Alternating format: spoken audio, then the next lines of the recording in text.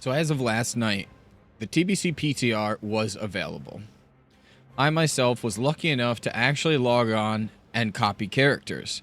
Although this is one of the beginning of first things that may hit you, a lot of people are struggling to actually copy said characters. A lot of the complaints are coming from people that are on the EU side of things. I myself wasn't having this problem. As you can see, I was creating character after character, trying to proc the issue, as well as transfer over some coins to test out ZG coins post 60. One of the other problems that I was having, and that's why I didn't finish that sentence right there, or I didn't finish typing out delete, is whenever you try deleting a character, this is one problem that I had. I could never get it to just get out of that loop of trying to delete, actually. I would suggest, as of right now, to not delete a character unless there's an official post in the near future talking about, hey, you're allowed to, like, actually delete characters now. But as you can see, my long list of Warlock and Warriors, all of them just have different names on them, and that's because I could physically not delete them. I couldn't change to keep my settings on a specific character, because that's genuinely what I do, is I'll make a bunch of characters with the same name, make it, mail stuff, do what I gotta do on it, delete it, and that way I can restart the character with the same, like, in-game settings, so that way it's just easier to set up and go. One thing I was doing, obviously, was testing the ZG coins. A lot of people were telling me that ZG coins would work after 60, and I made sure, myself, to go out there and see. Now, as you can see on the VOD here, the set of coins that I used are still technically shown as a first time, but it is a technical repeatable. And since it is a repeatable XP got nerfed. And you can see that I have the multiple tokens. One of them is from a Bijou and one is from a coin turn-in. And there you go. I still have the 77 XP that I had originally. I think I got 77 XP for discovering Grom Goal or something. This is a copy character, or not a copy character, but a level 60 template. Another thing about the level 60 templates that you probably don't know is if you want riding skill, you have to ride your happy little cheeks over to your nearest trainer, train both of the normal and the epic skill, and then buy the epic mount. First things first, do yourself a favor and go train your epic riding. If you're not actually able to copy your character, but you're able to make a 60 template, you should go get your epic riding from your closest trainer. As of right now, you do not start with any of that stuff. You also start with like a weird amount of skill at like 40. But the Bijou quest, I can confirm that is actually still currently working. The Bijou quest is not a repeatable though. It is a single-handed turn-in. I was going to test a bunch of other turn-ins. And then I've noticed that there was a vendor that was missing. So on my Warlock, I have some of the AQ20 pieces still because it's a brand new character. And on this brand new Warlock, I started looking around for the actual vendor itself. So what I was trying to do was I was trying to turn in the Karaji ceremonial ring, which drops an AQ20, and it should give rep. As you can see, I'm looking for this actual NPC, Wind Color Yasendra, and I believe, this is what I've been told at least, that this NPC was removed in Season of Discovery at some point, and I couldn't find her anywhere at all on the pre-patch. I kept looking around, and then I even went on official to go and find her in the actual game. So after I go in official and I actually turn around and go look for her, lo and behold, there she is, right there off to the left.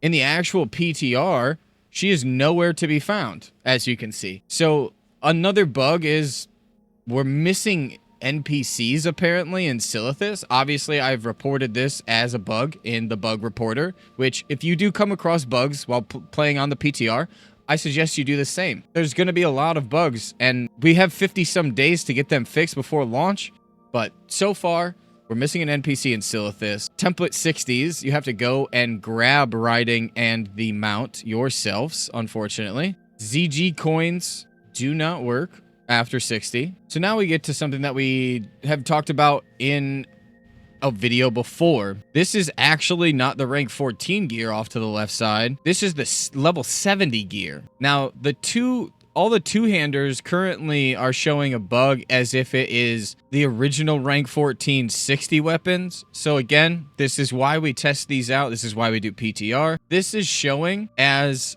incorrect This is the old, these are old level 70 spreadsheets that show the price of things before the discount. And you can even see that the weapons themselves are discounted correctly, around 4,000 roughly, a little under 4,000. And the two-handed weapons are off by, oh, I don't know, about 33,000 and some change.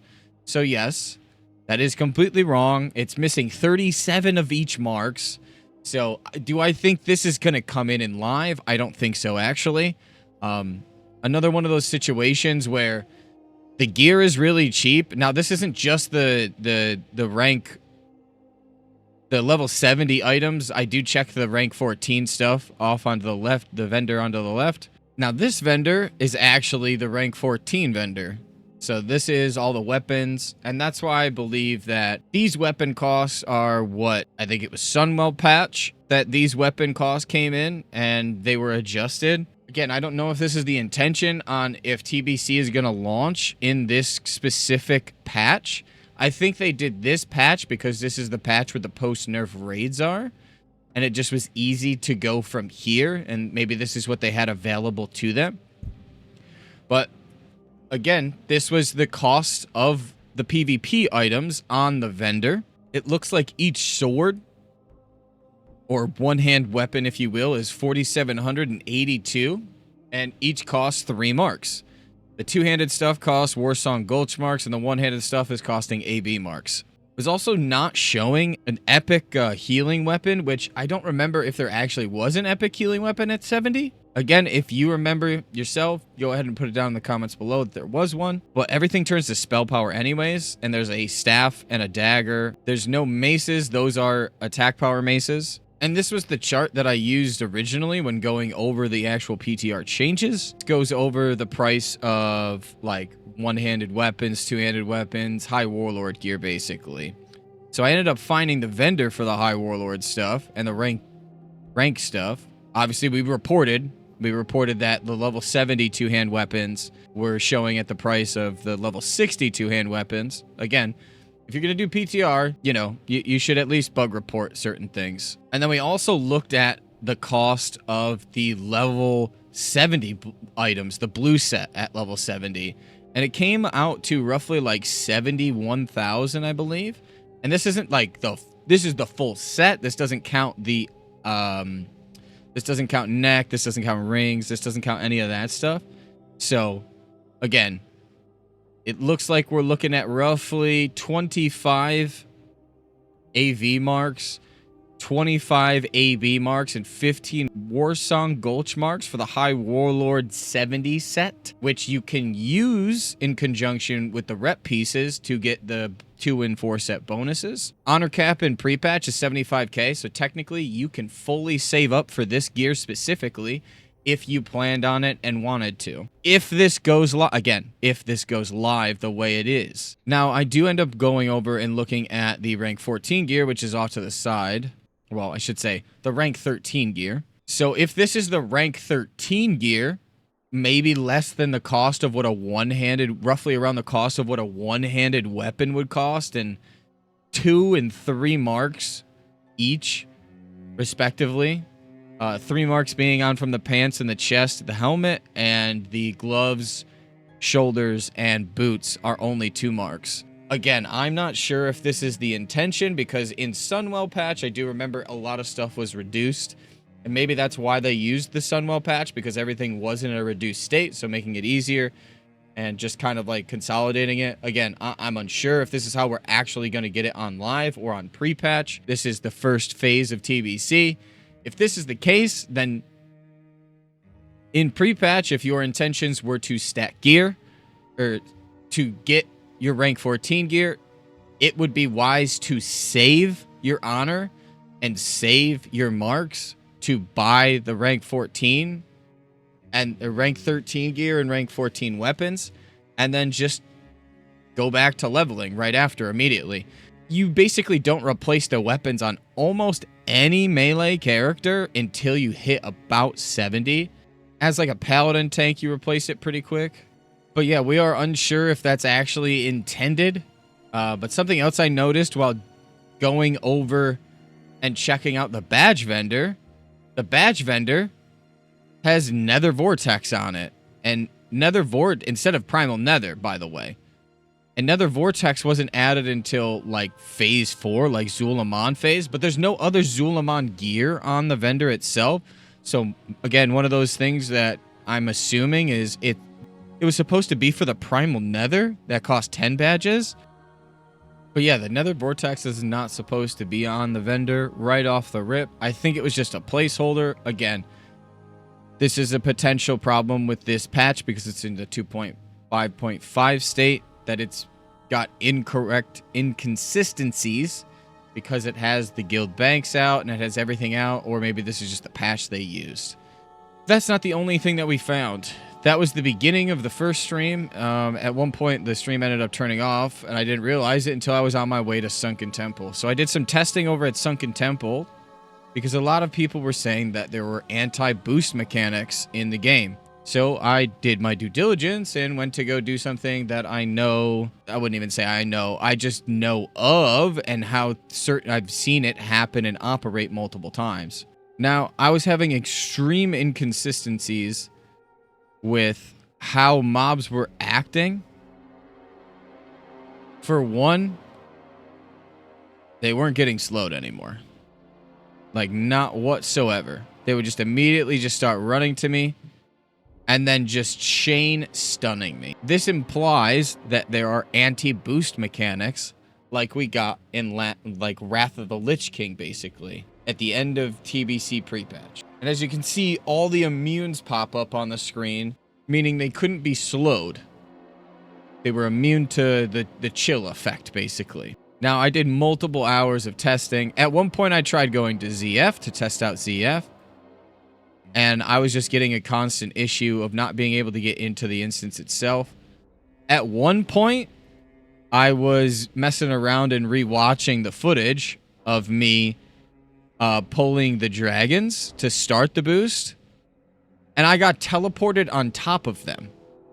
Again, this is something that was brought in as anti-boost mechanics from Wrath of the Lich King, or maybe even just slightly before that in the Sunwell patch.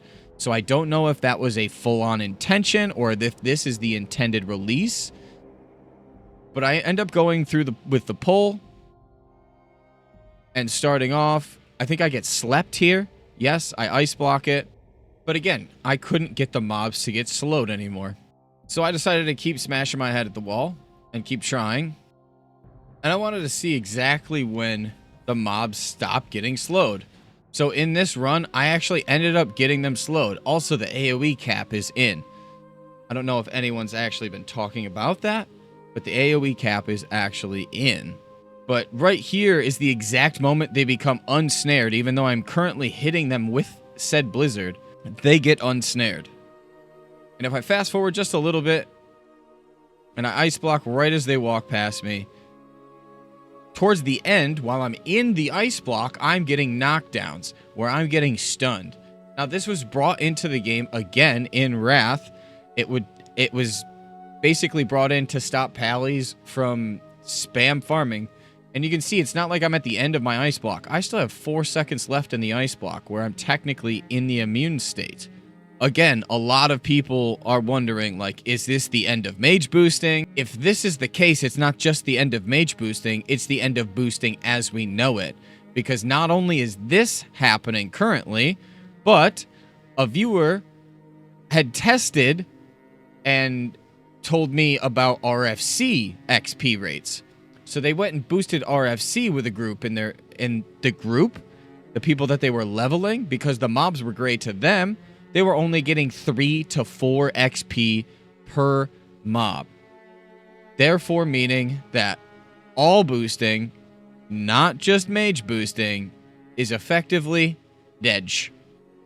And if that is the intention of the developers, then unfortunately, if you had intentions to boost as a mage to make a bunch of gold, that is out of the picture. Again, we're not sure if that was an intended launch. But you can see they run right through the blizzard, and I just get chained, stunned, knocked down.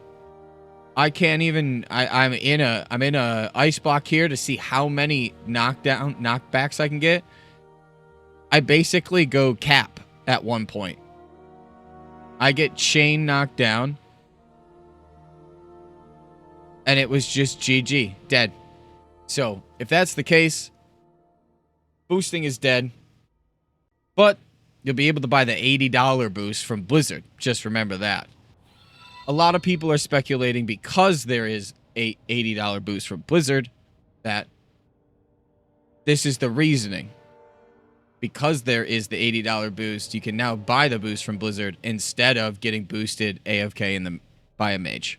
Obviously, this changes a lot of people's plans. The people that were playing Paladins, the people that were planning on playing mages and boosting mages. It looks like, as of right now, mage boosting is over. But we haven't heard Blizzard's official statements, but a lot of people are talking on the forums about it. They're also saying there's also from actual GMs, there was a post on the Night Slayer Discord going over, someone asked, why are mobs slow immune in dungeons? Yeah, I'm not sure what to do beyond tell you to put some feedback on the forums. I don't know what the decision at the moment is for that. Yeah, that was released around SWP in Phase 5 or 6. Seems like a huge oversight. How are people going to do heroics without being able to slow or stun mobs? Here's the thing. That slow, as you just saw, this was me in combat for about 30 seconds. Once we hit the 30-second mark, that is when the slow drops off and we become immune.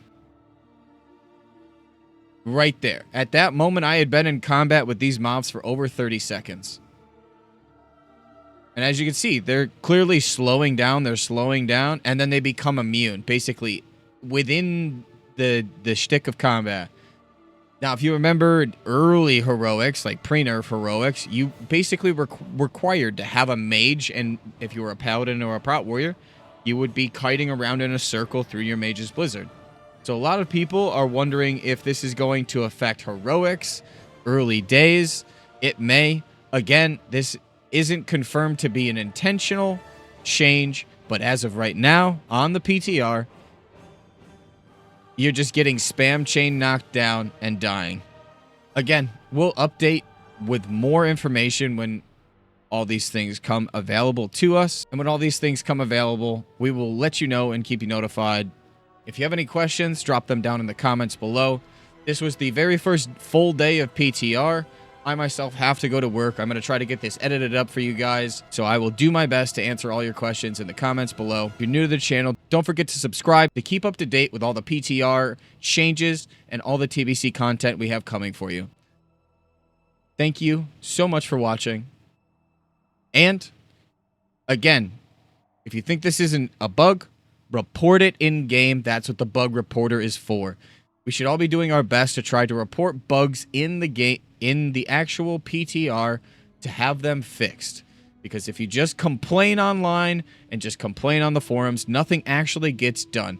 Put it through an actual bug report, and maybe, just maybe, it gets fixed and none of the situation happens. And you guys get your mage and paladin boosting back. But until then, it is dead on arrival. That's all for tonight. We will be back tomorrow with more information. We'll be streaming on the YouTube channel. We'll be streaming on the Twitch. The Twitch will be in the description below. Again, if you have any questions, down in the comments below. And if you desperately need an answer, you can try to go to the Discord. And there's normally a few of us that are online roughly around the early morning if I haven't answered you from the evening. Thank you guys for watching. Until next time, take care.